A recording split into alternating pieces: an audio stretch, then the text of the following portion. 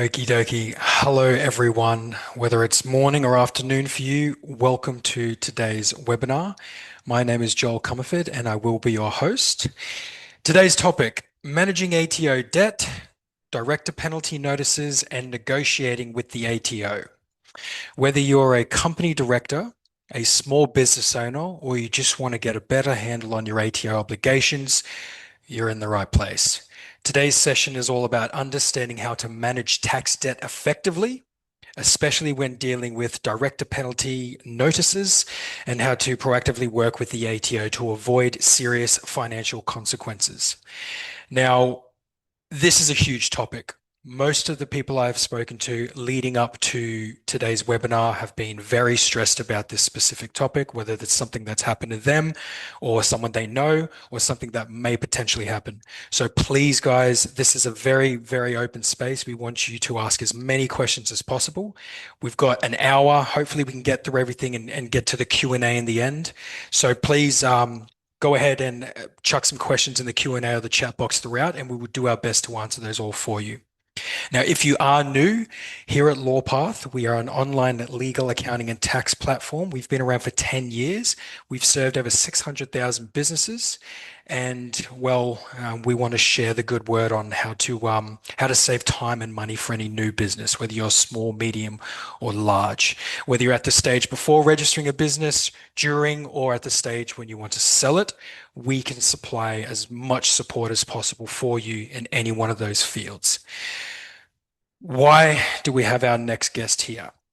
Sorry, why do we have this wonderful guest here, I should say? It's because he's one of the best. He's one of the absolute best. If you've been through these webinars before, you'll see that he's one of our top speakers, and there's a reason for that. I would like to introduce Timothy Quinn for those who are new. He is our head of tax and accounting at Lawpath Tax and Advisory. Now, Tim is a chartered accountant with over 17 years of experience, 17 years of experience advising businesses on tax planning, compliance, structuring, and financial strategy. He's led tax divisions at a director level and has been instrumental in helping businesses navigate the complexities of the Australian tax system. Simply put, there is no better person to help you understand the risks and solutions when it comes to the ATO enforcement than Tim. So, guys, you are, oh, I'm speechless. I absolutely love having Tim come on as a guest, and I hope you guys, anyone who's new, who hasn't spoken or at least listened to Tim before, will feel the same way afterwards. It's very, very crucial that you ask him as many questions as possible. It's very important because with someone with 17 years of experience, he's working on the director level. He's seen it all. He's been through the trenches, and now he's here to offer as much advice as possible. So please get those questions in. Now, what are we covering on today's webinar? Understanding ATO enforcement pathways. We'll explore how the ATO escalates debt collection and what happens if you ignore notices. Director penalty notices, DPNs, what they are, the differences between non-lockdown and lockdown DPNs, and what immediate steps you need to take if you receive one. Negotiating with the ATO, so practical strategies for requesting payment plans, demonstrating goodwill, and engaging early. Minimizing your personal risk, so tips for directors to protect themselves from personal liability, and that should be the bulk of everything. For those of you who are new, we do have a Q&A at the end, but as I mentioned, throw your questions throughout. And we also have some wonderful offers that we will be supplying if anyone's interested in hopping on one of our legal accounting or tax plans, but I will go ahead and mention that later on. Without further ado, Tim, please take it away. Thank you very much, Joel, for the very kind words, and I think they get a little bit kinder each time. The one thing that Joel did maybe forget to mention is that I've been a director of about 40 to 50 companies in my time. I used to be a professional resident director. All of these enforcement pathways that we're about to talk to, I have experienced. So I've received the nudge, I've received the angry looking red letterhead, and I've received a director's penalty notice. In fact, both lockdown and non-lockdown DPNs. So I've been through it. I empathize. I know the feeling of opening that envelope. You really do feel like it's a sinking feeling in your gut. Just be aware that when Joel says this is an open space, know that we've gone through it. We understand what it's like, and we empathize. We're not here to judge anyone that's been late on their tax. We're here to help solve your issues. Let's get straight into it. Look, what's the environment that we live in today as tax professionals and as taxpayers? Unfortunately, the Bank of ATO, which we all relied on so generously, particularly through COVID, has closed. So the first time I ran this slide was probably about nine months ago, and I said it's closing. There were changes afoot. The changes have been made. They are the everyday world in which we live today. Failure to lodge penalties are being imposed quicker than they used to, and with less leniency. They can be up to $1,650 per month, and yes, that is for a small business. And those penalties are not deductible. So they do not subtract from your taxable income. They are just something that you have to pay and cop it sweet.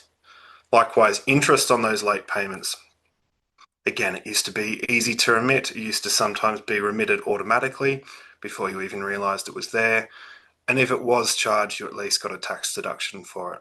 No longer. Effective 1 July, interest on your late payments is not going to be deductible, which in effect makes that interest rate more like 15, 16% rather than 11% when you take that into account. Paying super late is, again, a very, very bad choice if you can avoid it at all, because late payments of super are not tax deductible. And as I just mentioned, the ATO are increasing that audit activity. We're going to talk a lot today about when the ATO officers have degrees of discretion, and I would say that they are exercising that degree of discretion less frequently and within a narrower band of discretion. So we can talk about that in more detail. When I say down the bottom that 1 year of missed lodgements can have dire consequences, it's because I've seen it. I've seen so many particularly young, fresh startups come in full of vim and vigor, and they go run the business. They put tax on the back foot. We'll deal with that when we've got a bit of time. We're building, we're running a new business. I say, great, congratulations, love new businesses. Don't forget your tax. Don't wait until you've got money in the bank to pay for an accountant. Engage an accountant from the start. That 1 year of missed lodgements could look like 4 business activity statements, 4 rounds of superannuation, 1 round of annual. You could be ignoring red letters from the ATO. Who knows where they're being sent if you've given them, particularly if you've moved house or something like that and haven't updated your information. By the time you get that bill, there might be nothing left for it. You might be insolvent.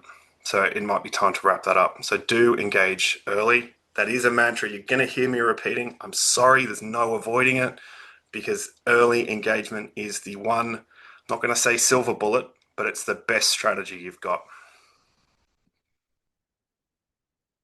When people get these red letters, it is not the first time the ATO has attempted to resolve an issue.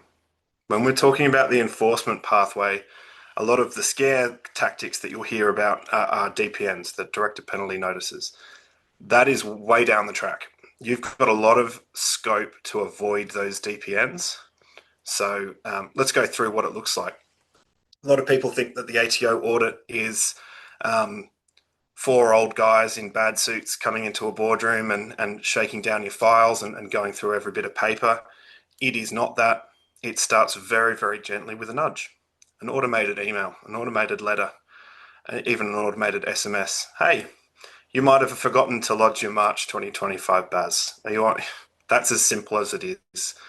Those reminder letters do not require any action. You don't need to respond to them. It's just a reminder. If you go and then do your March BAS and you've been a month late, whoopsie, that's probably the last you're going to hear from the ATO. And the risk to you as a director of that company is as minimal as you can possibly get. It's just a nudge. Hey, get your affairs in order. Nothing else will come of it. When you start to get the phone calls, when you start to get a bit of human interaction, I'd really sit up and take note. They are very friendly. If you ever take those calls, most people don't. Most people ignore them because they don't answer calls from people they don't know. But if you've ever been on the end of one of those phone calls, it is friendly. It is a reminder. It is very much taking your word for it. It's not assuming that you're a hardened criminal out there trying to dodge your taxes. It's just a, hey, do you need any help? Often, if you say in that situation, unfortunately,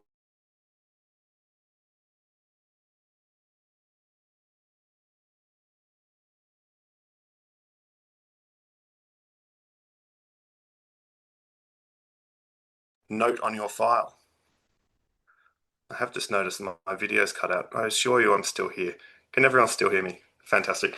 Um, but at that point, again, we are still on very friendly terms.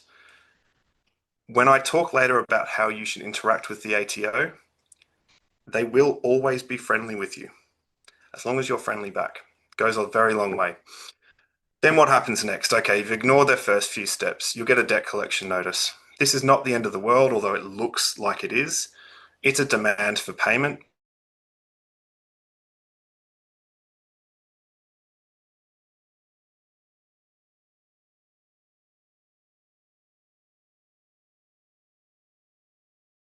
An option that they've got going forward, and they're not afraid to use it.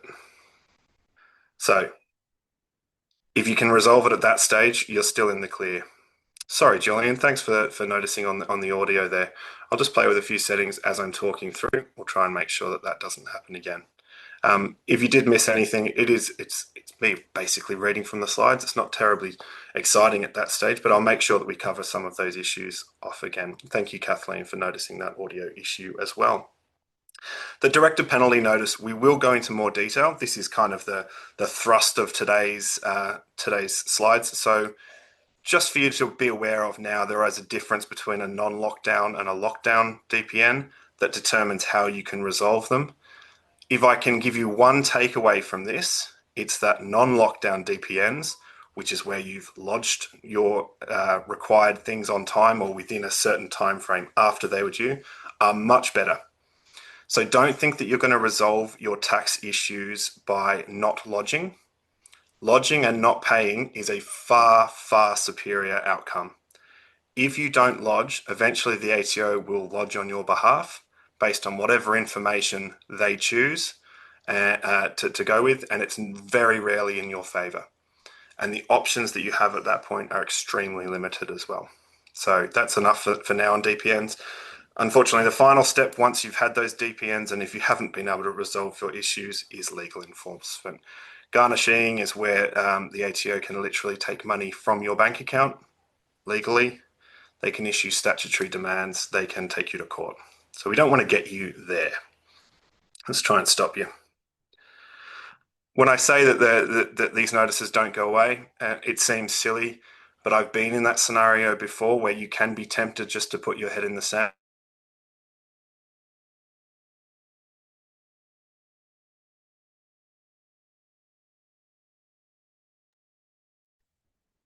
Apologies, everyone. We're just going to figure out what the issue with the sound is here for a moment.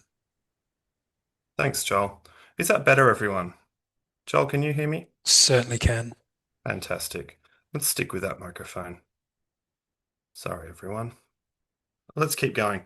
So, like I said, these issues don't go away, they just get worse.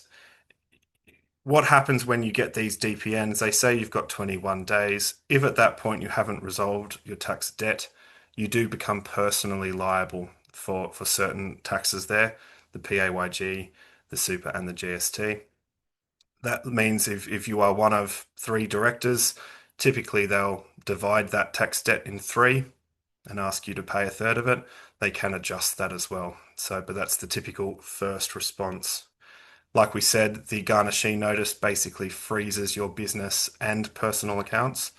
You can be disqualified from being a director of a company in the future and face other legal actions. And in the meantime, just because they're taking these actions, the interest and the penalties don't go away. They do keep repeating. So, and they accrue at quite a phenomenal rate. So again, that inaction does not solve anything. We always want to be on the front foot with these issues. Let's talk in a little bit more detail about the DPNs, the direct penalty notices. So this is a legal notice. It has force of law. It is a formal notice from the ATO that makes a company director personally liable for the payment of certain taxes. Now, most people, when they go in to incorporate a company, are doing it because they like the idea of the ring fence, the legal protection that says this company is separate from me personally. This is a very rare and reasonably recent invention of what we call piercing that corporate veil, of basically lifting it and saying, well, in certain scenarios that the government has seen fit, we are going to make you personally liable for the debts of your companies. I mentioned briefly the difference between lockdown and non-lockdown. Non-lockdown is when you're lodging either on time or within 3 months of lodgement date. You've got options. We'll go through that as well. And but a lockdown DPN is when you've buried your head in the sand and haven't lodged. I haven't lodged within 3 months of lodgement date. At that point, your only option is to pay down that tax. So we'll go through that in a bit more detail as well. Down the bottom, that timing is crucial. 21 days does not mean that you've got 3 weeks to sit around and think about what you're going to do. By the time you've received that letter, it would have been issued probably 4 days ago. You're already on day 4 of 21. If you would like to talk to the ATO and discuss your options within that 21 days, sometimes they will need to internally escalate, often. That will take them a couple of days. Sometimes they will request information from you that you will have to go and provide and they will have to review. That 21-day timer does not stop ticking. So you do have to act as soon as you get these letters. I've seen it happen where people leave it too late to effectively change it. It's a nightmare. David's asked a question, how long has it been since directors are personally liable? The DPN, I think it's been one of those options that's been available for a long time, but it really started up. Gee, when was it? It must have been 2019 where I first saw a flurry of it in activity. It was a little bit before COVID. And it tends to come in bands. You tend to see a whole bunch pushed out at once and then it goes quiet. I'd say in the last year or so is when I've seen a more consistent issuing of these notices. So, David, it is a more recent, if not if not invention of the ATO, it's been certainly more heavily used. And sorry, someone's answered. Yes, you will all receive slides and a video. You can watch the video of this back on YouTube after as well. Pascal has mentioned, does this include companies limited by guarantee? So that is not for profits. You know what? I haven't seen one issued before for a company limited by guarantee. I'll have to get back to you on that. That's a great question, Pascal. I do have plenty of clients like that. I've never seen one issued, although typically, because of the nature of a not-for-profit, they don't typically have income tax. Very rarely would they, but they could be incurring BAS and PAYG liability. I dare say they probably are included, Pascal, but I'll get back to you on that one. Good question. What do you do? You've got this letter, you've got this DPN, you've watched this presentation, so you're taking it seriously. Again, here are your main things, your main takeaways. If you take anything away, it's this slide. You do have that 21 days from the date of the notice, again, not the date that you get it. It will be sent to the address that is the registered address with ASIC. If the ATO knows a more recent address that they use in dealing with you, they will also send it to that. If you have a tax agent and you have elected for electronic messaging, then your tax agent will also receive it, which is handy, a bit of a backstop. If you miss that 21 days, that debt becomes yours. And very quickly, letters reporting debt to credit agencies. Yes, large tax debts can now be reported to credit agencies. Doesn't happen straight away, but it can be. And can you remit a DPN if done within 21 days? Yes, if you fully pay that debt within 21 days, the DPN vanishes. So it is no longer your legal responsibility. But we'll go through some options that we've got in terms of paying that down. What I would say is do engage an advisor. This is one of the times that I would most recommend having an advisor because you are at the pointy end. This is going to be a period where you need to look carefully at the solvency of your company, because dependent on the type of DPN, you may be able to appoint an insolvency practitioner and close things off that way. It may be better than paying in full. You might not be solvent and be able to pay in full. It is a time you need to have serious conversations. Peter's quickly asked there, can you get penalties and interest charge waived? We call them remitted. Yes, you can.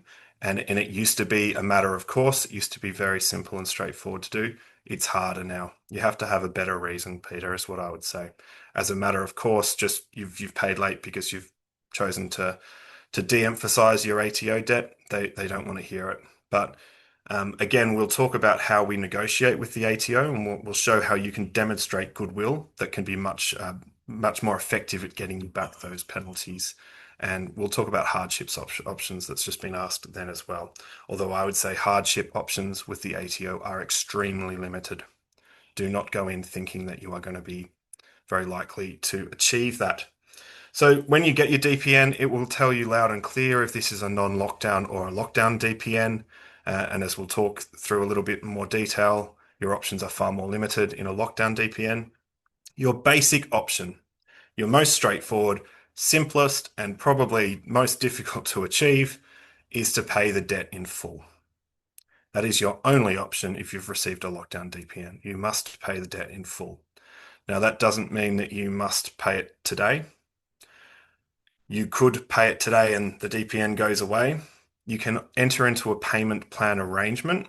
The DPN stays, but the ATO says, well, while you're meeting the terms of that payment plan arrangement, while you are paying down the debt over time, we won't enforce the DPN. So we won't take personal action against you, with a huge disclaimer there that if you get a personal tax credit in your own name, they are highly likely to pinch that from you.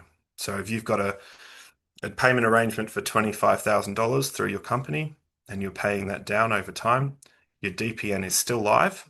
And if you receive a personal tax refund of $10,000, I dare say the ATO is going to apply it to that debt. So just be aware of that. Your other options, if you've got a non-lockdown DPN, is to appoint an administrator or a liquidator, an insolvency practitioner. It's a wide umbrella term. There's a few options within that. Small business restructuring is one that's in vogue at the moment.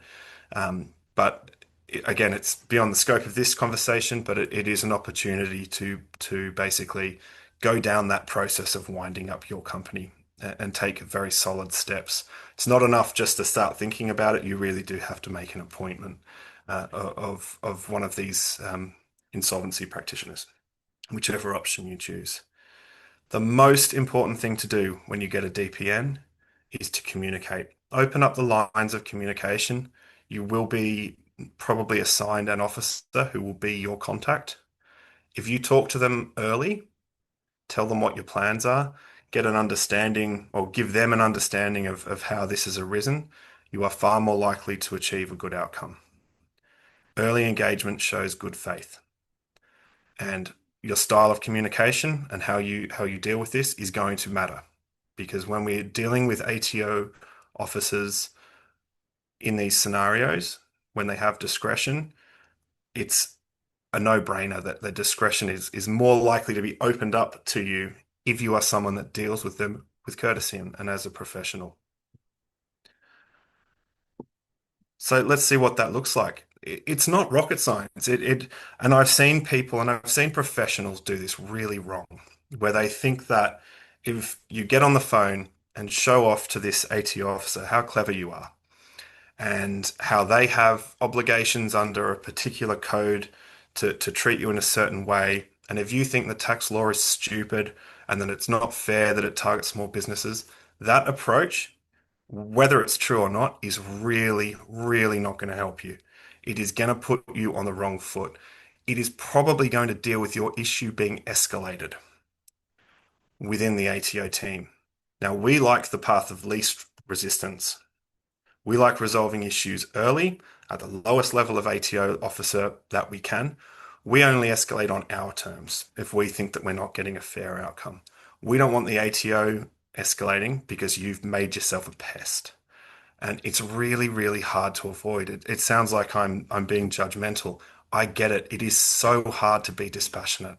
When you know all the intricate workings of your business that has led you to the situation you are in, and you feel like someone isn't getting it and they're using the blunt force of tax law against you, it's really hard to keep you cool. But I'm begging you to do it for your own benefit. And it is why I say down the bottom, engage a professional, because you might think we're not working in your best interest if we're not passionate, but actually we are. If having that degree of emotional disconnection and just wanting to be your advocate and achieve the best result for you, we can take the passion out of it. So we're professionally motivated to get you a good result, but we're not emotionally invested and in terms of getting your point across. We actually just want to achieve. We don't care about necessarily making someone think that we're a great person or that we've done the right thing all along the way. We are outcome focused and nothing else. When I say that, we're talking about taking responsibility. If some of the issues that have got you into this position have been within your control, and because of your own shortcomings, you've been busy, you've been running your business, people get it. Take responsibility. Put your hand up. Say, look, I didn't do this right. I wasn't on track. I didn't have the money to pay for an accountant at the time. I thought I could handle it myself. Obviously, I couldn't. That is going to put you so much higher in the ATO's estimation rather than someone coming back and saying, I shouldn't even have to pay this tax. It's not fair. It's not fair. You're taking responsibility and you're showing a commitment to reflect on what has happened and that you're going to fix it in the future. Think about who the ATO is going to invest their time and resources in supporting with an outcome. They want someone that's going to turn the corner and start being a good taxpayer and paying on time and lodging on time. They don't care for someone as much that is just going to put up walls and blame others. So it shows that you're aware of the implications and that you are taking steps to be compliant in the future. Just a big pause because this is a very text-heavy slide here. We've had a question, can the ATO ask for financials before offering payment plans? They absolutely can, and they often do. And beyond a certain threshold of payment, they are basically required to. So there is a degree of discretion. What they're asking for that in that set of financials, or they typically ask for projections and sometimes prior financials. They want to show A, that you can't pay now, but that B, you can pay in the future. So if you can imagine, that can be a difficult position. If you owe the ATO $100,000 and you're asking for a payment plan, you need to be able to show a set of projections that, of course, are truthful and honest to the best of your ability. But they need to say, well, actually, for whatever reason, I don't have the money now, but I will have the money in the future, and within the timeline of the payment plan you're requesting. So again, a very, very good question there coming through on the chat. Love good questions. It makes everything that much more enjoyable. Dealing with a particularly unenjoyable topic, I must say. David, if unable to pay the ATO debt, can you do a Phoenix? My goodness, let's strip that out of the recording. That's a banned word. Phoenix, of course, is referring to shutting down the company and starting up a new one tomorrow. That is illegal. The ATO is all over Phoenix activity in particular industries as well. Unfortunately, if you wind up your company, if you go in through the old ASIC 6010 form, which is a voluntary deregistration, for a start, you're not legally allowed to because you can only do that if you are debt free. If you do it anyway, the ATO will turn around and no doubt lob that tax debt onto you individually. So just because you've gone and shut down the company, that tax debt does not disappear. In particular, if you've wound up that company in an ineffective manner, such as a voluntary deregistration when you've had debt. But David, thank you for giving me a very good question again. Okay, so you're going through your ATO communications. You've come up with what you think is a no-brainer, a simple plan, a fair plan that's in everyone's best interest, and they turn around and say no. That is a really difficult conversation to have. The natural position there is anger in response. It's natural for you to think, this idiot on the end of the phone does not understand what they're talking about. They're saying that you should be paying back double what you've offered to pay. I'm telling you that's impossible. They don't understand. I get it. I get it. And I've seen some very reasonable offers knocked back before, but getting angry about that response does not achieve anything. It can also hurt your chances at future reviews and appeals. The ATO has processes through administrative appeals tribunals, things like that. If you need to be talking and demonstrating to a future decider of fact that you've carried out yourself in a nice, professional, courteous manner, and you can point back to file notes where you've called up and abused someone or sworn at them, or you've sent an angry email, you've sent a press release, you've emailed the minister, and you've done all these things. It's not going to help your case and it can hurt your case. In that response, if you get a negative response, you can ask them to explain it. You can ask them to reconsider it. Actually, the first step in any appeal of an ATO decision is you can say, I understand where you're coming from. Perhaps you haven't taken this, this, and this into consideration. Would you mind reconsidering it? Again, it's the path of least resistance, and it's the most likely path getting to achieving it. They are actually quite happy to have a second look at what they've decided. And if you've got some information that can sway it, they generally will take it on board and have another go at making you an offer. I said up the top that the ATO officers are human beings. They are. They actually have a very difficult job, and some of them are very good at what they do. You might think that they're out there just as the dog's body of the government and enforcing bad laws. Well, what I've experienced in all of my time working in tax is that the vast majority of people working at the ATO are there to make your life easier, not harder, and they're there to give you options. So help them make the option that you want. Don't drag them to give you the formal letter of the law approach, which is pay us today and it's all due. Try and eke out that discretion by being a nice human being. We've mentioned early, engaging early. I've told you what happens if you wait until day 21 to call the ATO.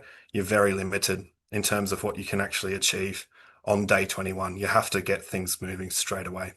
And again, engaging a professional, we enter into payment arrangements all the time. We know the mood, we know the room. Sometimes we even know the person at the end of the phone call. Not that regularly. There are thousands of them, but you do develop a bit of a reputation. If you're someone that can negotiate good plans and clients can stick to them, I think that you get a bit of a reputation within the ATO for being someone that can be reasonable. So I would engage a professional if you possibly can. Now, how do we avoid this? The obvious step is, we talked you through that whole plan of how the ATO escalates, this path of enforcement. We didn't talk about step one, which is lodging everything on time. If you lodge on time, even if you can't pay, but pay if you can, even if you're paying little bits towards it, you're going to make your life a lot easier. Again, I'm not judging here. I know that plenty of people, when they know that tax is coming, will stop lodgement and will stop engagement with their accountant. It is just the worst possible outcome for you. Get the scary bill early. Lodge on time. Get the scary bill, let it accumulate, pay off what you can. You are just going to make yourself in that much of a better position of stopping that DPN before it comes about and dealing with it best as possible when it does come out. So keep your updated financial records if you've got Xero or MYOB, anything like that. Do keep everything up to date. It sounds silly when you're dealing with really complicated or expensive tax issues, you can be tempted to let your accounts slip. Well, if you're going to be in that position in a very short period of needing to do projections, you're going to find it very hard to do projections if your current information isn't up to date. Again, path of least resistance. If you can demonstrate to the ATO, okay, up until the 31st of March, sure, I was struggling, and that's why I have this tax debt that's still sitting there. But have a look at my financials since. Look at the upward trajectory in my profit and loss. Look at the improvements on my cash position. I am someone that you should invest in with a payment arrangement. I'm someone that's going to be able to meet future repayments. So do take the time to keep your financials up to date, even if the numbers are scary. If you do need to go down the insolvency path, make your life easier, make the insolvency practitioner's life easier. Having updated records is going to make everyone's life easier. Monitor the solvency of your business.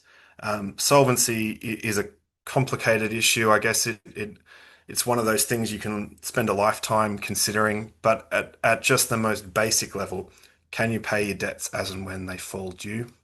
It doesn't mean you necessarily have to be always in the black. You can slip into the red. You can have negative assets as long as you know that when this $10,000 debt is due in 6 months, that you will have the $10,000 to cover it.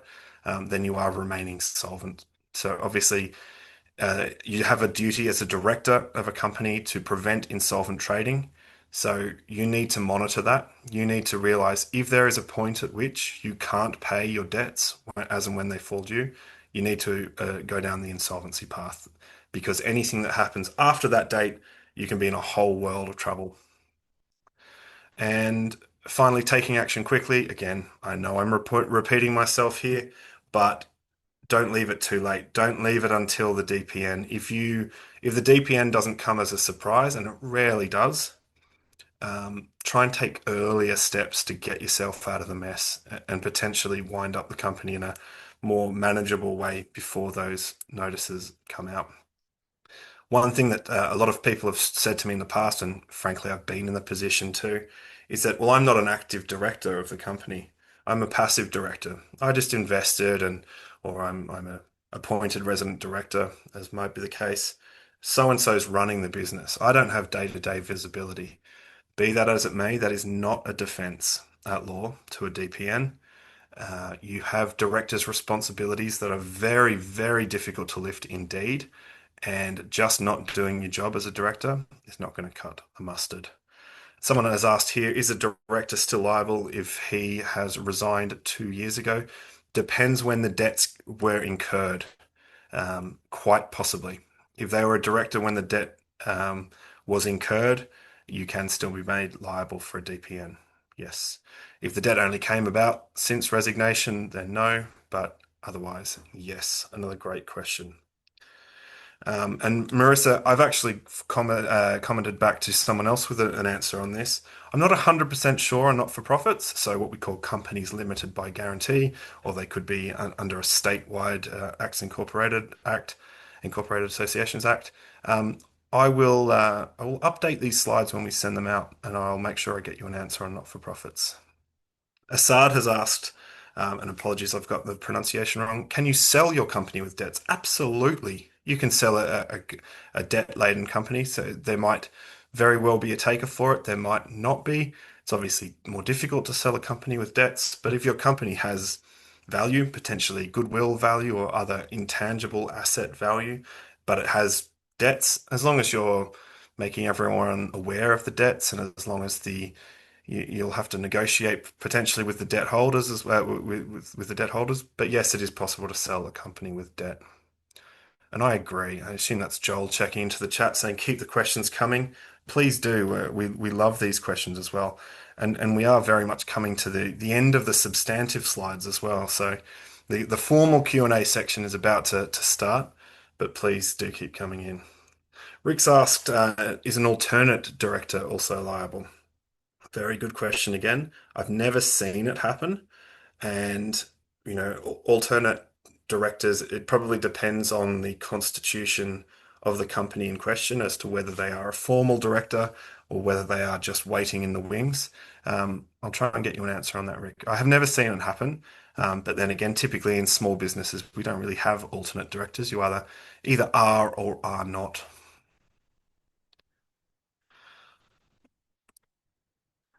I think I might pass back to Joel just for a minute, and he can talk to you a little bit about Lawpath tax and how we can help you. And then that'll get your creative juices flowing while Joel's talking and you're, of course, writing down all the exciting information and sales pitch stuff. You can also think about popping those questions back in the chat. Over to you, Joel. Thank you so much, Tim. Guys, this is some very heavy stuff. Hopefully, this has been somewhat of a therapy session for most of you. But how's everyone feeling? Can I get some yeses for feeling positive about this, or maybe some no's in the chat for there's still so much you need to get your head around? Um, Regardless, we've still got time. Q&A is still going on as well. More than more than ready to ask those questions and sorry, answer those questions. Now, how can Lawpath assist you guys forward, moving forward? Essentially, I mean, it's pretty heavy. The ATO can now charge up to 1,600 a month in late lodgement penalties and over 11% in non-deductible interest for overdue tax debts. That's wild. This is why I love being a part of these webinars because I personally get an idea of what it must be like to own a business, and you have my utmost respect whether you're a sole trader or a company. I can't imagine it's easy, especially with these things on top of just trying to make money generally. What was it? The superannuation paid late is also non-deductible. That's unreal. So, bottom line is, Lawpath's tax compliance, for example, ensures timely BAS, financial statements, and tax return lodgements on time, preventing issues before they start. So, where are you at the moment with your business? Are you just starting out, or are you in the midway? What's the plan? Are you at the stage now where you wish to increase the brand, to move forward? And are some of these issues that we're discussing today holding you back? If it's about prevention, that's fine. We can talk about that. But if it's also about getting over these issues so you can move forward and make those greater investments, um, hiring employees for the first time, for example, or expanding out of state or taking on a larger clientele, whatever it may be, we're obviously here to support you. And as you can tell by this conversation with Tim today, um, we're here to do it and make it so much easier for you to understand as opposed to just pulling our hair out with you trying to figure things out. We're here to make this a smooth, calm transition through whatever stage of your business is in relation to accounting and tax. Our hands-on approach will essentially look like a dedicated tax agent having access to all of your books and just going through everything with you, having your best statements organized correctly, your tax returns, neatening things up, having those end of financial year reports organized. It's all there. It's all available. The ATO want accurate income reporting. Now, do you want an accountant to charge you full price for an issue that may take you 2 minutes to get a response for, or do you want to be able to call us and speak to us any day of the week for 30 minutes? This is the kind of gist of the way our plans work. So, in regards to our two accounting plans, you've got our first of all, our accounting advice plan, which gives you unlimited 30-minute calls with a senior chartered accountant every day. So for 12 months, you can hop on a call for 30 minutes whenever you want, and we can go through these kind of strategies with you. We can preempt any kind of issue by looking at how you're doing your reporting. Are you paying your employees on time? Are you paying yourself accurately as a director? PAYG, GST, all that information. If you are currently looking to transition from having an accountant to maybe hopping on Xero or MYOB, we have some wonderful offers from Xero and MYOB as well. So you can hop on those plans and we can help you transition your books over to that. From that point on, it would be you can hop on a call whenever you like. Same accountant or tax agent, for example, and they're going to go ahead and assist you with whatever you need. In regards to the tax, as I mentioned, it's BAS, tax returns, financial reports. I'm not going to go into the heavy details. You can hear the way Tim speaks and the way he describes these issues. So you know we're going to be on top of these things. We're going to know your business as good as you know it. And we're going to make sure that you can just run your business. The 20% is you making the money, and the 80% is everything else, all the friction and all the things that you just don't have time to be worrying about. Let us help you take care of the 80 so you can focus on the 20. Now, with all of our plans, we have some quarterly options and then we also have some annual options. The annual options are um, cheaper and we also offer 10% on top of pre-existing discounts for some of our plans as well. So what I'm going to suggest is please contact me to get an additional 10% off on any of our plans, or if you just want to know a little bit more about how these work, I will be sending an email out to everyone tomorrow. What you will receive in the email is information on what we've discussed today, the entire PDF slide presentation, as well as a link to our YouTube channel, which has the recording of this. Pretty simple, guys. I'm not going to go into the greatest detail because this is, again, it's a very heavy topic, and we do need to have you guys feel like you have asked your questions today. So, if you could, anyone who is interested in getting a little bit more information about what we can do in regards to our legal, accounting, or tax, if you could just go ahead and put a yes down in the chat, I will prioritize calling you immediately after the call, and we can go ahead and get an understanding of what your situation is, and we can help you moving forward.